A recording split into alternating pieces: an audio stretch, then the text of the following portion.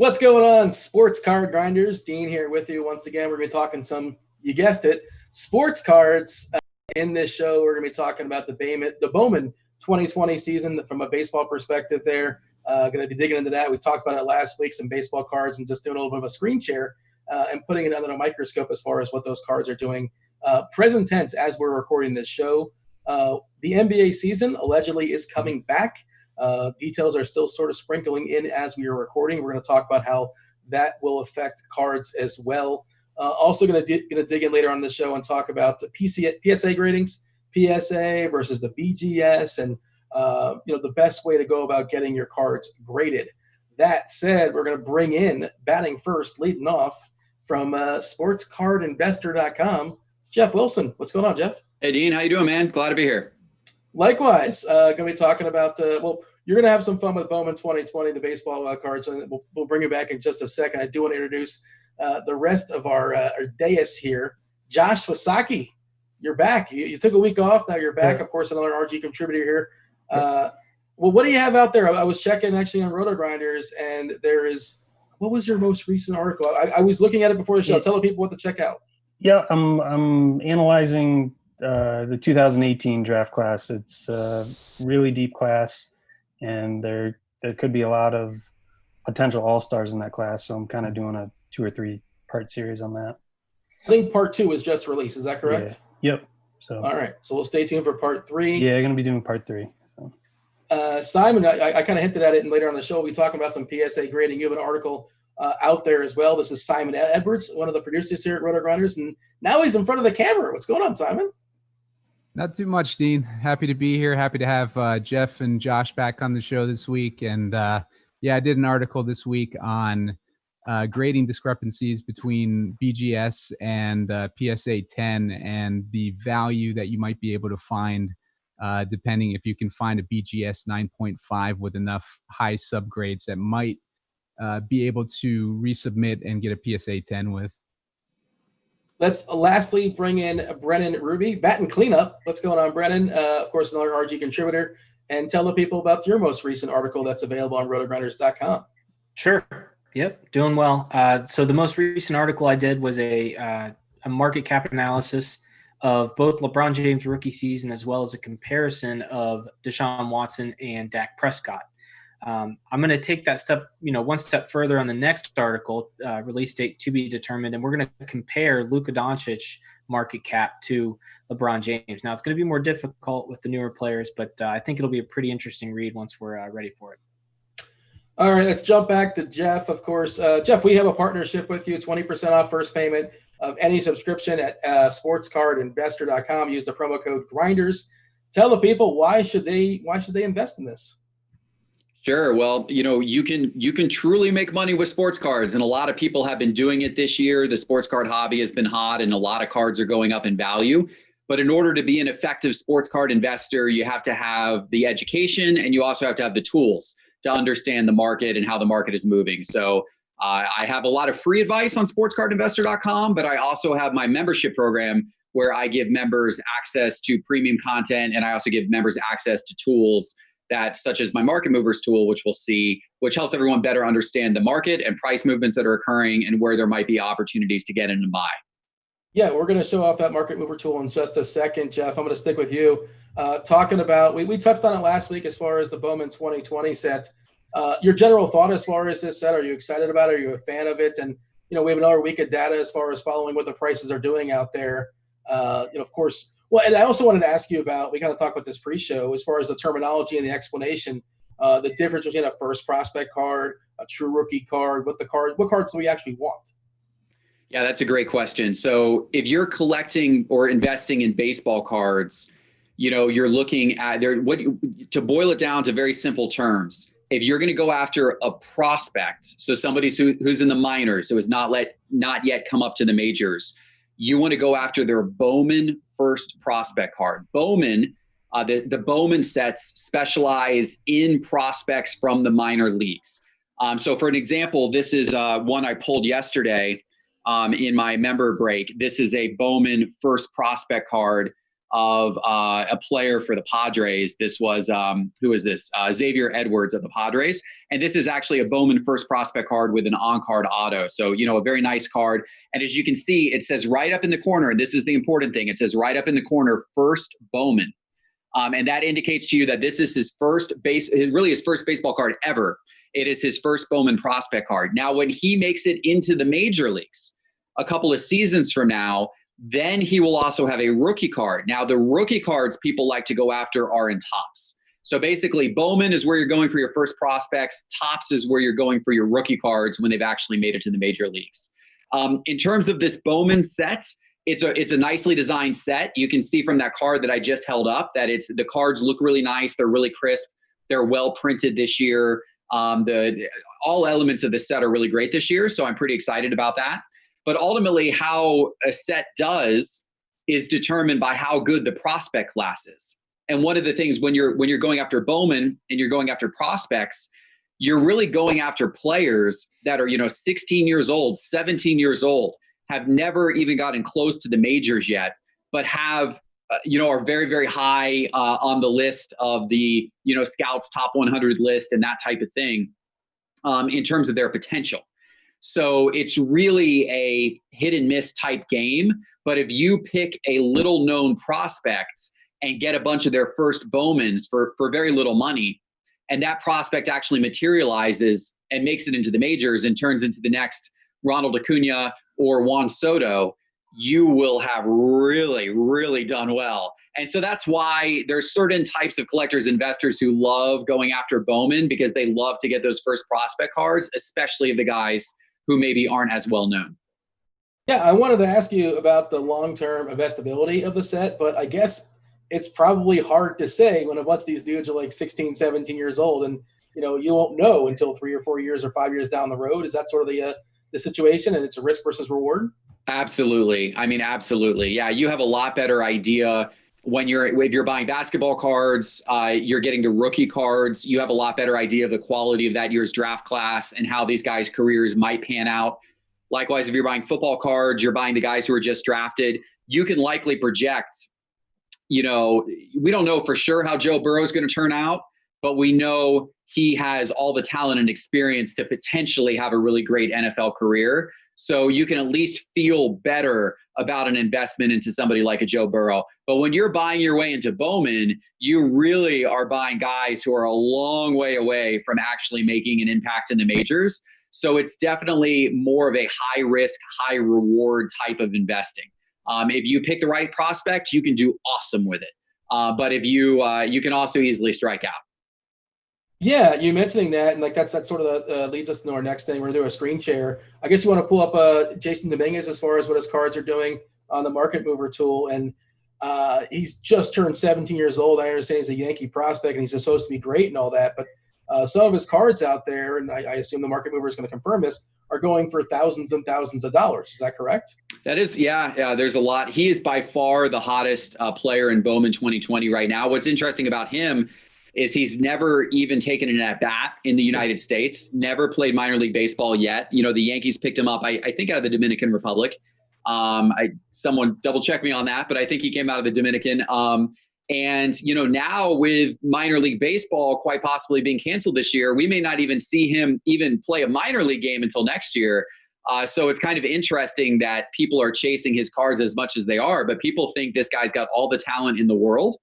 And you can see this. So I just brought up on the screen here within Market Movers, I brought up the prices of some of the most sought after players in Bowman 2020. And the top line, this top pink lineup here, is Jason Dominguez. And you can see that's like a major, major line far above everybody else. The second person, the purple line, is Bobby Witt Jr. So this is Jason Dominguez's. This is just simply his base first prospect card. So this is not the auto. This is not a refractor. This is not a serial numbered card. This is just his everyday base card. And so this one right now is going for about $22 on the market. Whereas the next guy, which is Bobby Witt Jr., his base prospect card right now is going for about $5. So you can see how far ahead of the pack Jason Dominguez is from everyone else. But what you're talking about in terms of his cards going for the thousands, yes, if you're getting one of his first auto cards where he's autographed it, especially if it's a refractor, especially, the refractor cards are numbered, especially if it's maybe a less common refractor as well. Those cards are going to get on up there easily. There's certainly a lot of people are taking a big chance because we don't know. But at the same time, if you read the literature on Jason Dominguez, there's a lot of baseball writers who know what they're talking about that say he is one of the very best baseball prospects to have emerged in the last 10 or 20 years. Born February, you want to feel old? Born February 7th, 2003. Wow. that is pretty wild for sure. Dominican, you're correct. He's from the DR. So that was which produces tons of great ball players, obviously. I guess my question on that would be, well, the ones that are thousands of dollars, let's say he becomes the level of an Altuve or an Acuna or a Trout or somewhere in that ballpark. He becomes a top 15 player in all of baseball. How much of that potential is baked into the price already? Like, how much more can that card be, if that question makes sense? Well, it can certainly be more, because if you consider that a Mike Trout, I believe it was his Bowman first, the Mike Trout Bowman first. It was one of his first cards that was numbered to 5. It was either his Bowman first or his Topps rookie, but in either case, it was numbered to 5. And it just sold for $800,000. $800,000. That was a card that you could have probably picked up for sub $1,000, certainly, actually even less than that, when back in 2011, 2012. So it's possible, certainly, that someone could actually get a huge return. Acuna's cards are going, if you have an Acuna card that's numbered to 100 or less, rookie auto, I mean, that card's going to be in the tens of thousands for sure. So if Jason Dominguez goes along that path, you could very well make a good return on your investment. But you're, of course, also taking a quite a big risk. Yeah, because it's certainly possible there's a scenario where he just doesn't even make the majors, or he's like a huge flop. Like, I have no idea. And again, like, you're right. Everybody's saying this guy's the next coming and he's going to be great, and he certainly may. But you mentioned football and like basketball. It feels like those prospects are a little bit more predictable. They're also older, a little bit more developed. So it feels like a little bit more risk on it. But again, a card is worth what somebody's willing to pay for it, I suppose. Right, Geoff? That is correct. That's true. That's 100% true. And, I don't profess myself to be a super great baseball prospector, but there are some people and some members of my membership program, many of them actually, who I've talked to in depth, who they are totally into it. They are looking at the minor league stats all of the time. They're tracking single A games and double A games and looking at who's emerging, and then going up and buying, bulks of that person's card before, excuse me, before people have started to really chase them yet. Yeah, one last question. I hope this one doesn't catch you off guard. Now I'm just curious. You mentioned Trout in 2011 or so. You could have got him for like $1,000 or so. It sold recently for $800K. I'm just curious, like, at the level of how much the sports card community has grown. How much would that card have gone for like 4 or 5 years ago? Any idea off the top of your head? Well, I can tell you that the guy who sold that card for $800,000 bought the one of one card. I think that was probably about 2 or 3 years ago. He bought the one of one card for $400,000. Mm-hmm. This card was out of 5 and sold for $800,000. That probably means that the one of one card is now worth probably at least double that, if not a little bit more. So, the one-on-one that he bought for $400,000 is probably now worth $1.6 million to $2 million. Maybe that would be my guess. And so you could tell the escalation. Now, some of that is because Mike Trout has continued to just completely kick butt and, be the most sought after card in baseball. But some of that is also due to the fact that the sports card market overall has gotten hotter and hotter and hotter. And people are willing to pay prices today for premium cards that they would not have been willing to pay even a few years ago. Yeah, that all checks out. That all kind of makes sense. All right, let's talk some NBA. I didn't forget about you, Josh. Didn't forget about you, Simon. Brennan, I know you guys are all still there. Brennan, can you give us a synopsis? What did the NBA say? What did they pass today? Because we're still kind of like figuring things out, and everything's not been clarified. But what is your understanding as far as what's going down as far as the season? Sure. So they're bringing back 22 of the teams for the home stretch here of the season. There's the 8 teams that were in the playoffs already in the Eastern Conference, plus the Washington Wizards. And then in the Western Conference, since the bottom of that conference was so jam-packed, you've got the 8 that were already in the playoffs, plus Sacramento, Portland, New Orleans, the Spurs, and the Suns. I believe that brings us to 22 teams that are coming back. They're going to be playing an 8-game regular season. So I think they're going to have a couple of weeks of like a training camp almost. And then they're going to have an 8-game regular season in Orlando. And they're calling those seeding games. So that's not only going to impact the race for the last seeds in the conferences, but also the tops and the middles of the conferences. So you could see some movement within the playoffs all the way up to the top seeds. And then after that, there's going to be a play-in games in each conference for that final spot between the 8th and 9th team. Now, we're not quite sure if that is going to be, they're just going to throw all 22 teams into essentially one conference, or if it's going to be split. I believe the NBA.com reported it's going to be a traditional 2-conference playoff. So that would mean, Washington has a chance to get in. If not, the Eastern Conference will be set the way it is. And then the Western Conference obviously has a lot to figure out at the bottom. That's not confirmed yet, but I believe the reports as of now could change, are that it's going to be a traditional 4-round, 7-game, by conference playoffs. Yeah, so there's not an automatic playoff game. From my understanding, it says if the number 9 seed is more than 4 games behind the number 8 seed, the number 8 seed will make the playoffs. But then if they're 4 games back or fewer, there will be a playoff play-in tournament. In that case, the number 8 seed enters a double elimination tournament, and the number 9 seed enters a single elimination tournament. And it will be even more mucked up potentially in the West if there's like 3 or 4 teams that are within striking distance. What does this all mean to us, Josh?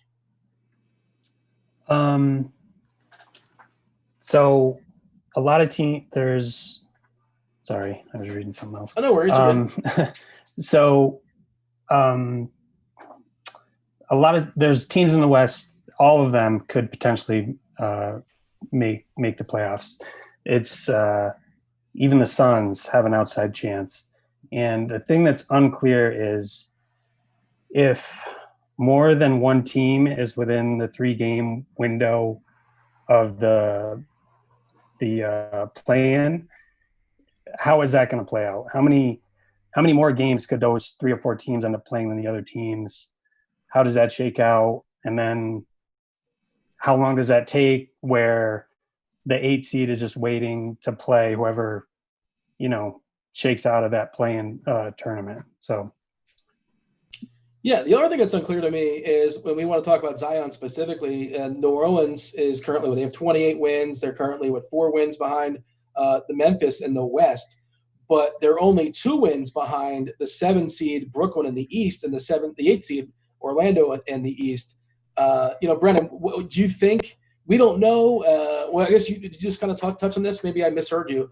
Are we definitely going to have 8 teams in the East and definitely 8 in the West and have 2 traditional conferences, or we're going to just do like 1 through 16, which would be much more fun, in my opinion?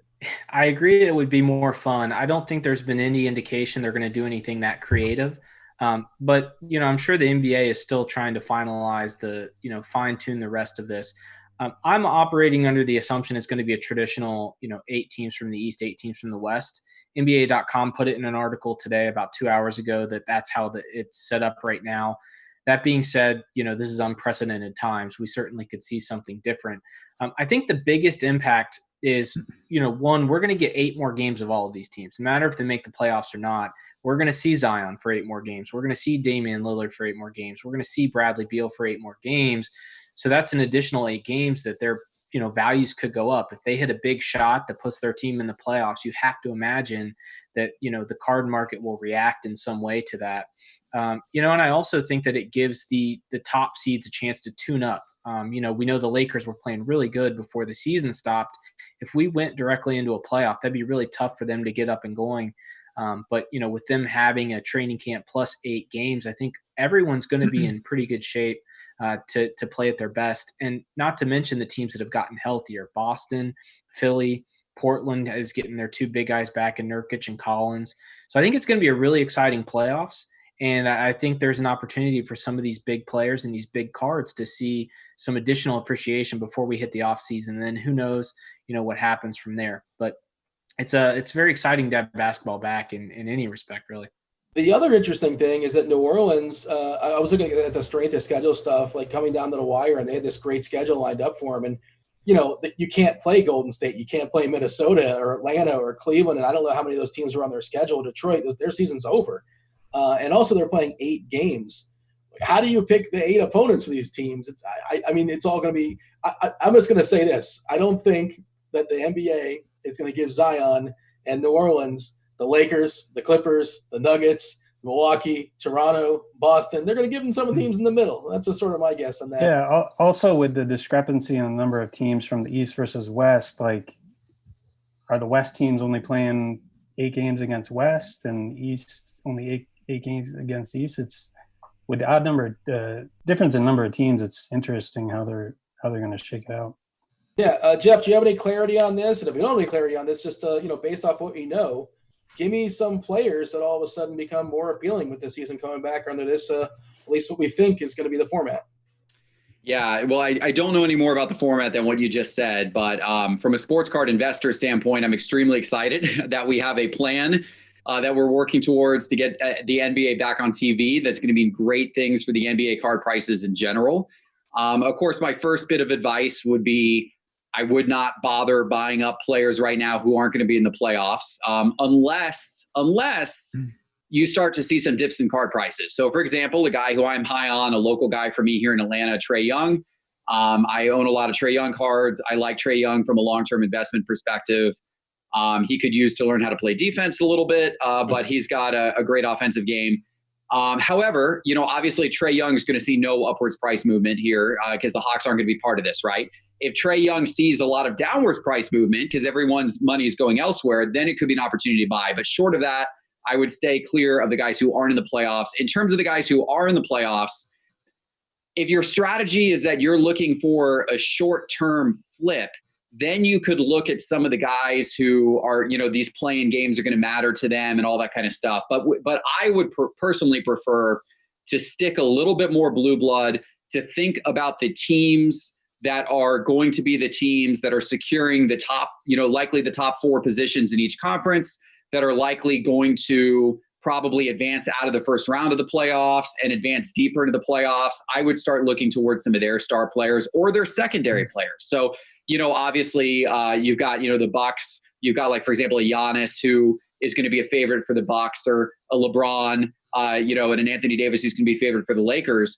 But you could also look, so you can either look to them as what I would perceive as a very safe investment, or you can look to some of the secondary players of the team. I mean, is this a postseason where Kyle Kuzma starts to break out a little bit and sees a bump in his card prices? If the Lakers make it to the championship and win the championship, history will tell us that it will be more than just LeBron and AD who benefit from their card prices going up. There could be other key role players on that team that get a chance to shine in the finals or in the playoffs that are also going to see their card prices go up. So if you want to be creative, look towards some of those secondary players on some of the more favored teams.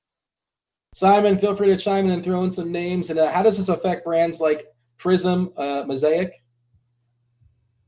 I think just having Zion back in the mix and knowing that we're going to be able to see him play for at least 8 more games is big for cards in general. I know his Prism cards had cooled down a little bit over the last month or so. So getting his name back into people's minds and being able to see him play and potentially shine in a moment like this, it could do some good stuff for his card prices. And right now, I don't know how well people have been following Mosaic retail wise, but it's almost impossible to get a box of Mosaics at the store. You have to get there right when the vendor's there. So, basketball cards. That, right? Oh yeah, for sure. But just having basketball back, that's going to make those cards even hotter. So I think I know that with Mosaic, the trending price on blaster boxes has gone. It's been hovering around 55 to 60, maybe a little lower than 55 in recent days. But I could see that potentially, like increasing again if when we get basketball back and we start getting some hype around it again. Yeah, if I'm curious, you mentioned Trey Young, and like we all know, like basketball heads, like the FS players and all that. We know that he's a terrible defensive player. Do sports card collectors care about that, or they just care about what are his stats? Like, what are his offensive stats? Yeah, they don't care about defense very much at all. It's all about offense. It's all about points you're putting up. When he, had his 50-point game earlier this season, his cards, went up. When he had a couple of 40-point games in a row, his cards went up. People could care less. He could have had the lane open for every single person to blow by him, and he probably did, by the way. And people really could care less. They want to see the 50 points or the 40 points on the scoreboard. And so, yeah, when it comes to sports cards, it's really the offensive statistics that make the most difference. All right, sticking with basketball, let's talk about National Treasures first off the line. Who wants to open up? Who can speak to this set? Simon, Geoff, the floor is forever who wants it. Well, it started, they debuted it today on Panini's website in a Dutch auction, and it started off at $30,000 a box, and it's gradually decreased in price until it hit its bottom or sold out. And I think it actually hit its bottom of 7,500 today. I don't know if it sold out or not. It did not. But, it did not sell out. It hit the bottom at 7,500. Some people had probably purchased it at that point, but it did not sell through. Yeah. But you were explaining before. I'm sorry, I didn't mean to cut you off, Simon. But Geoff was talking about this before the show, as far as how the price was set. Basically, it was a terrible idea. It was essentially Zion or bust. If you pull a Zion, you're going to be profitable. If not, you're going to be screwed. And also, just what is a Dutch auction? Tell the people what that is. Well, the way Panini is doing it, I don't love their Dutch auction setup. Basically, what they're doing is, the bidding starts at 30,000 and starts dropping every 15 minutes or 5 minutes or something like that, or 3 minutes, I think. But anyway, you can essentially buy it at any price. You don't know what other people are paying for it. You don't know how many boxes are currently remaining. You have none of that information. So basically, you're just kind of forced to buy it at the price level that you think, other people won't have bought it all at yet, but that you're not overpaying. So it's basically, honestly, it's a system designed to extract every single dollar for Panini. But at the same time, it's a system designed to really hurt the consumer because, likely in a scenario like today, there were absolutely people out there who probably paid $12,000 for the box. Maybe some paid more. I'm sure some paid $10,000. I'm sure some paid $8,000. Yet it got all the way down to $7,500, and then it didn't sell out, and they stopped the auction at $7,500. So it's not consumer friendly, especially for those people, because you're locked in at whatever price you pay. $12,000, you're locked in and you owe $12,000. And then you're pretty upset today that you paid $12,000 and the thing got all the way down to $7,500 and didn't sell out. So it's not the best system for sure. But even worse is the fact that they even set a minimum of 7,500 on it, because doing the math, while yes, there's tons of Zion hype. And yes, this is the National Treasures is a super anticipated release, but there was no way you could make a profit on these boxes at $7,500. If you do the math on what the cards inside would be worth, you would have to pull a Zion to get your money back out. If you weren't able to pull a Zion and the true Zion RPA, then it would be a bloodbath. Ja might maybe break you even. Anyone else other than that, you were going to get destroyed. And of course, your chances of pulling a Zion, I don't know exactly what they were, but probably 1 out of 30 and best, maybe 1 out of 50. And so it just, definitely, I'm not terribly surprised it didn't sell out. I wish Panini would have let it go down a little bit lower. It probably would have sold out if they let it go down to $5,000. But 7,500 was just a little too high. Josh or Brennan, have you guys ever partaken in a Dutch auction? I have not. I've watched them, but a little too rich for my blood. Simon, anybody? I tried it on a cheaper box of cards a few months ago, but I did not did not hit the target price I was looking at. Simon, do you want to talk about the National Treasures, the regular boxes?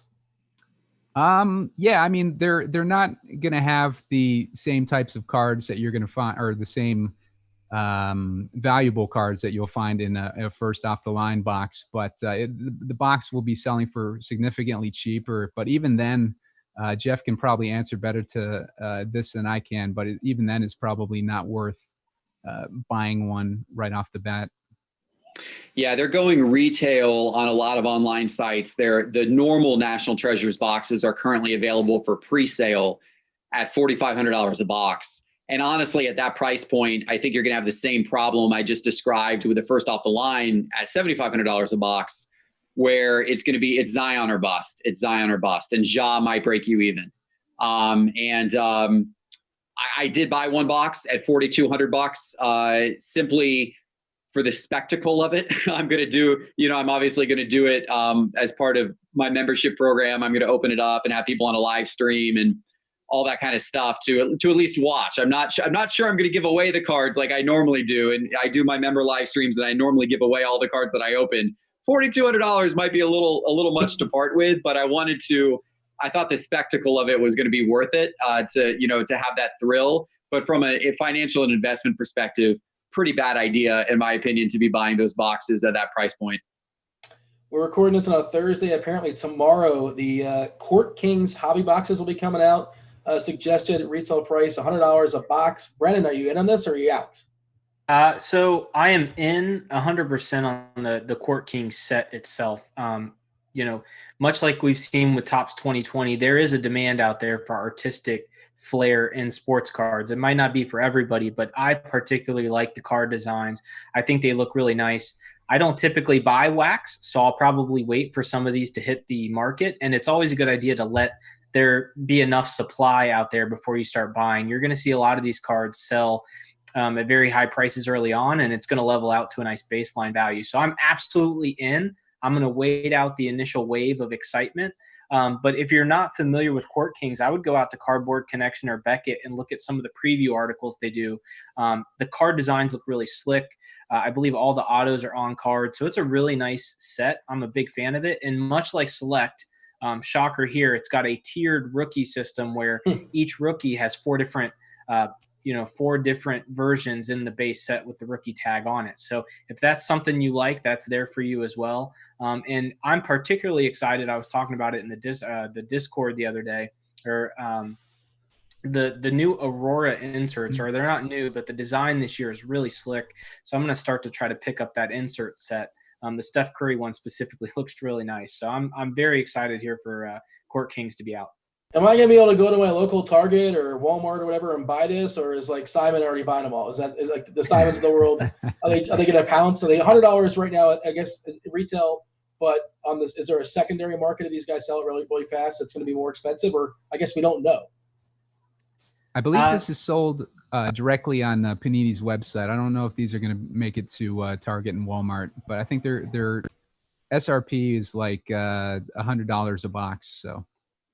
All right. Josh, are you good on this as far as we excited about the Court Kings? Yeah, like Brennan was saying, the popularity of the Topps baseball set with all the artwork, this is kind of similar to that. So initially, I think they could be pretty hot and might taper off after that. How about yourself, Geoff? What do you think Market Movers is going to say? I think I'm in on just about anything basketball this year, maybe National Treasures aside, just because of the extreme price of that, as we just talked about, but I'm in on just about anything else basketball this year. Now it'll be interesting to see what happens with these boxes, and if I'm sure they'll sell out, and then what's the secondary market look like, and how high do they get on the secondary market, and is there still value there at that price point on the secondary market? We'll see. And that's the challenge right now with basketball is the sealed wax is so hard to get. And then you find it on the secondary market, and then you have to question the value of it at that point in time. And are you actually able to get the value back out of it? But if you can pick some up at the retail price, and why not? Because everything in basketball this year seems to be doing well. You pull a really, really good card. You want to get it graded. Simon, you just wrote an article about grades, PSA 10 versus the BGS 9.5 grading. Just open up the concept, and like if somebody's not aware of how grading works, just give us that first. Yeah, well, when you get a card, you have an option to send it to a grading company to evaluate the condition of the card, and if you get a high score, you can improve the scarcity of your card. And obviously, the scarcity is everything in this market. So the scarcer the cards that you have, the more valuable they are for hotter players. And one thing that I wanted to look at this week, and I used Market Movers charts to kind of compare BGS 9.5 to PSA 10s of the same cards. So a Kawhi Leonard, Prism 2012 base rookie card, for example, was selling at, let's see, half the price for a BGS 9.5 as it was for a PSA 10. And the scoring of these cards is different between those companies. With BGS, they do 4 sub-scores, corners, edges, surface, and centering. And they assign grades, not in whole numbers necessarily, but they also do decimals. So you can get like a 9.5 instead of a 9 on your grade on one of those elements. So I did notice when I was looking for a Zion 9.5 that like a lot of these subgrades, you can get 4 9.5s on those subgrades, and it doesn't really affect the value of a 9.5 overall score. It can increase it maybe like $100 or something like that, but it doesn't bring it that much closer to a PSA 10 value. So I was thinking, if you are able to find auctions where you're able to find BGS 9.5 cards that have 4 of those 9.5 subscores or higher, that you might be able to buy that card and then resubmit it to PSA to try to get a PSA 10 score on that card, and then try to flip it for double your money, basically. But I wanted to ask Geoff his thinking on that type of flipping and looking at those discrepancies in the market value for those different grades. Yeah, so you're absolutely right that there's potential to take a highly subgraded BGS card and, turn it into a PSA 10, which, as you just pointed out in the data, PSA 10s are getting increasingly more valuable compared to BGS 9.5. It seems to me, from what I've seen in Market Movers, that spread is kind of widening. And so, PSA 10s are ultimately where you would love to be. Now, there's, the crossing over from a BGS to a PSA is not always easy. PSA has, of course, every grading company is going to feel like they have higher standards than the other grading companies. So basically what that means is that if PSA gets a card that BGS has declared, gem mint, PSA may be like, well, that's not our gem mint, right? And so crossing the card over can be a little bit more difficult. Now, for people who do a lot of the card crossing over, what they will tell you, and this is a risk, but what they will tell you is that if you break the card out of its original BGS slab and you submit it raw, so you don't submit it in a BGS slab, you submit it raw, you will have a greater percentage chance that PSA will cross it over and actually give you a 10 than if you submit it in the BGS slab. Then PSA tends to not be as willing to give that card a 10 grade. So just something to be aware of, but certainly there are people out there who will buy the high grade BGS, break it out of the slab, send it off to PSA, and then you're hoping for the best. And if it works, great. And if it doesn't work, then you can try to send it back to BGS again to get them to regrade it. Although there's no guarantee that whatever grader you get that time at BGS is going to give it the same 9.5. So, you do take a little bit of a risk. But it can be a profitable strategy if you're willing to take that risk. There's no serial number on the card where somebody can say, well, you can't trace it back. It's not like a Carfax or whatever, right? Like if it was once a 9.5 and then a 9 and it's jumping around to a 10, you don't really know the history of it. It's just whatever case it's in at that time. Like you're talking about the idea of switching it from a BGS to a PSA. If it's a BGS 9.5 and you're like, I want to get a 10, and you can make that 9.5 disappear, is what I'm saying, Geoff. It's like that is correct for most cards. That is correct for most cards. Now, there are cards that are serial numbered. For example, like we were talking about National Treasures, every single card within National Treasures is serial numbered. So theoretically, the card grading company should have a database and say, oh, we've already seen this card before, and this card got this grade before, so we're just going to go ahead and give it that grade again. However, it has been up until recently, those databases did not exist, and it's been proven through some scandals in the industry where people have, had a card graded low, made some alterations to the card, resubmitted it, and got a much higher grade. So obviously the grading company was not aware that they had seen that card before, even though it was a serial numbered card. Now, I think the grading companies have started to take action in terms of that, but the majority of the cards you're going to submit for grading are not serial numbered. Your standard Prism base or Prism Silver Zion cards, for example, not serial numbered. So you're right. You could theoretically get that same card graded 50 different times until you were, happy with the grade it finally received. Have you successfully made that work? Taken the, cracked the BGS case and sent it to, to PSA and got an upgrade? Have you made it happen, or anybody else? I've only tried one time submitting BSA to PGS to PSA. Only one BGS to PSA. I submitted cards in their BGS holder because I was afraid to break them out of the BGS holder because they were very valuable cards.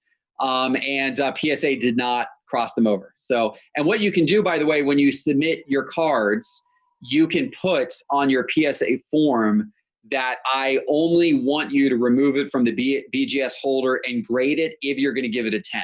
So that's what I did. I put on the form that basically don't remove it from BGS unless you're going to give it a 10. And they just simply sent me all the BGS holders back and said, nope, we're not going to give it a 10. Now they still charge you the full price. So you still pay the full grading price, even though they actually don't do anything other than look at the card and go, nah, not going to do that. Right. You got to slip them like a $200, like $200 or something. And maybe all of a sudden that might convince them. How much does it cost to get a grade each time? Well, so PSA, it varies based on the value of the card, which also makes it very expensive to try this strategy out. So PSA, once the card is worth over, I think, $500, the price starts to go up and up and up. So if you have a card that is worth $10,000, it's a $500 fee to have the card graded by PSA. Jeez. Now BGS does not do that. BGS just simply charges based upon how long it's going to take to to get the card back to you. So there are some pretty significant differences in the grading fees once you get up to the higher end cards, because a card that might cost you $25 to get graded by BGS might cost you $500 to get graded by PSA. Once you get to the upper end cards. For your lower everyday cards, the prices are much more similar. Or if you're doing a bulk submission where you're submitting, thousands of cards at once, the prices are more similar, but you can also not submit really high end cards as part of a bulk submission. Josh, Simon, Brennan, anybody actually crack a BGS case? Anybody go through that process? I have not. But I've seen a couple of tutorials on YouTube because I was just curious. And they say the best thing to do is to crack it where the label is and then kind of take a screwdriver and separate the case. So you wouldn't want to cut near the card because you could damage the card. So if you think BGS and PSA, they both have a little space for the label at the top. You crack there from what I've been told. Now, I wouldn't probably do this because I'm pretty risk averse, but you crack at the top and then you use kind of something sharp or thin like a screwdriver to kind of crack the case open. Now, the interesting impact to all of this is I don't think that PSA or BGS will know when this happens. So the population reports for some of these cards might be thrown off a little bit. Now, as we've seen, some cards have thousands of PSA graded stuff, so maybe it's not a big deal, but for a out of 25 card that gets resubmitted 5 times, you could potentially see a weird, population count. So that's kind of funny. I don't know if it has any impact to values, but it would be funny to see an out of 25 card have 30 PSA population. That would be a pretty interesting scenario we might see if this becomes popular. Yeah, it's weird. If it's not obvious, I'm not as savvy when it comes to collecting cards in 2020 as the rest of y'all. And I was talking to Simon about this off air, and I was just surprised by the concept of, because I used to collect in the 90s. I'm way back in the day. And in the 90s, you could just hold the cards. And you want to take the cards out of the sleeves. And I didn't understand the concept of like, well, you don't want to touch the cards. You're just never going to touch the cards. And I guess that's a brand new thing. And that's why this whole concept of, it's just sort of locked in on the case. Like, what do you mean you can't take it out of the case? Well, it's Dean just would love locked in Tom there. C. It was a whole conversation me and Simon had. Yeah. And if it's not confusing enough, Simon, there's the PSA 10 or the PSA grading system, the BGS grading system. Simon, let's have a third. Why not? What's up with the SGC? What is this? SGC is one that Josh has actually used recently. You got a bunch of cards back, didn't you, Josh? What was I did, your experience with them? Great. Great communication with their customer service and support when I had some questions. One of my cards had an issue with the case, and I reached right out to them. They were responsive and offered a simple, quick solution. I really like the cases. I have slabs of all three, BGS, PSA, and SGC. The black border that's in their case, in their slab, just, in my opinion, makes the cards really pop. Some of the resale value on the cards is getting better, not near PSA 10s, but some are closing the gap, which is nice. And I hope it closes the gap even more, because the SGC standards are pretty close to BGS in terms of centering. At least PSA is more lax on centering, so you get like 60-40 centering and still get a 10, whereas BGS and SGC are 55-45 for centering.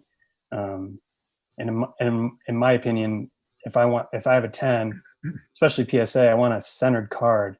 You can find some on eBay, PSA 10s, and the card is clearly off center. So it'd be nice if SGC can close the gap even more because of the tougher standards. You're betting on SGC basically becoming the same credible level of PSA and BGS eventually, but right now it's not necessarily perceived to be that. Yeah, they're third by far, but making some noise with the shutdown and BGS and PSA being a year behind on some orders. My SGC order was a 10-day and I got it back in 11. I've had PSA cards at PSA since December, and the status hasn't changed. So people are probably just getting tired of that and going to SGC just because time is money as well, the value of the cards. But if they're stuck at a grading company for 6 months, 8 months, they could sell them. They could be worthless by the time you get them back, or they could go up tremendously in value. But I think most people are preferring just to have the cards in their possession. Geoff, your thoughts on SGC? Yeah, so we've started tracking SGC values in my Market Movers data tool because of the fact that it has grown so much in popularity, using them as a grading service recently. And we've seen some great increases in the value of SGC grades compared to where they used to be compared to their counterparts. So I just brought up here on the screen 3 Zion Williamson Prism base cards from this year. The top line, the kind of the pink purple line on the screen, is PSA 10. Then that middle line, that yellow line on the screen that has kind of shot up recently, that is an SGC 10 mint. And then the bottom line on the screen, the darker line, is the BGS 9.5. So although there aren't many sales of SGC 10 because it's still the population of SGC cards in modern cards still pales far, far behind PSA and BGS in terms of what's on the market. You can still see, although there's not a lot of sales to go off of, at least the last 5 sales of this particular card, the SGC price has shot up above the BGS 9.5 price pretty substantially. And it's not quite at the PSA 10 price, but it appears to be trending more towards the PSA 10 price than it is the BGS 9.5 price. So, and again, this is the SGC 10 Mint card that is doing this. So there's definitely more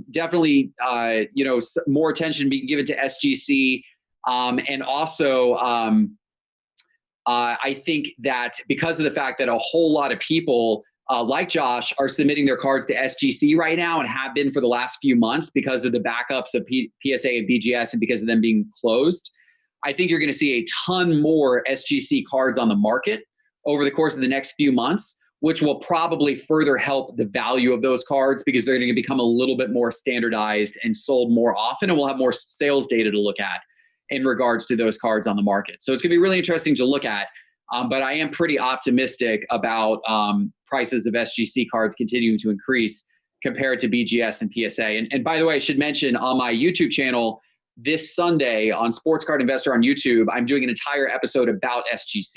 So anyone who would like to learn more can tune in, and we're going to dive in for about 30 minutes in detail all about SGC. All right, we're going to wrap up here. Going to give you guys an easy one before we step aside and get out of here. Of course, reminding everybody that's watching, please like, please subscribe. Once again, we talked about the SCI promo code. You get 20% off your first payment if you use the promo code Grinders to SportsCardInvestor.com. Let me know a card that you're looking for, a player you're looking for, a set you're looking for, and tell me where I can find you guys social media-wise, and any sort of anything out there that you have in the on RotoGrinders or on your site as well, Geoff, that lets people know where to find you and any questions they have for you. Geoff, you're batting first. Yeah, so the cards that I'm really going to be concentrated on right now are going to be those guys who I think could make some noise in the NBA playoffs. As I kind of mentioned earlier in the episode, it's a safe bet, but I really like looking at guys on the favorite teams. If and although this is super safe, if you don't have LeBron, if you don't have Giannis, if you don't have Anthony Davis, if you don't have Kawhi Leonard, if you don't have Paul George, maybe Jason Tatum, depending on what you think Boston can do, maybe Pascal Siakam, depending if you think what Toronto is going to do. Those would be the types of players I would really think about scooping up at the moment. So those are guys I'm looking at. And then in terms of how to get in touch, SportsCardInvestor.com or SportsCardInvestor on YouTube. Josh? Yeah, before I do that, just there's one of those Zion 10s that Geoff was talking about. That was one that I pulled out of a pack and got back at 10, so I was happy about that. Guys that I'm looking at is it's actually a set, hoops, the NBA hoops. It's been around forever, and it's on the lower tier. It's a paper product versus chrome, but the set in general is becoming more and more popular. So for guys like me that are trying to get in on the lower end of card collecting, guys like Tatum, Donovan Mitchell, Bam, Lonzo, even Trey and Luka, they're hoops cards. Luka's you can get for $25. I bought a bunch of Mitchells on eBay for like $1 or $2 raw. I'm going to try to grade them, but $1 or $2 and then $10 to grade it. If it gets a 10, potentially I could flip it for 40 or 50 and add some to my collection as well. So those are the kind of guys I'm looking at for the hoop set if you've been priced out of Prism and Optic and Select.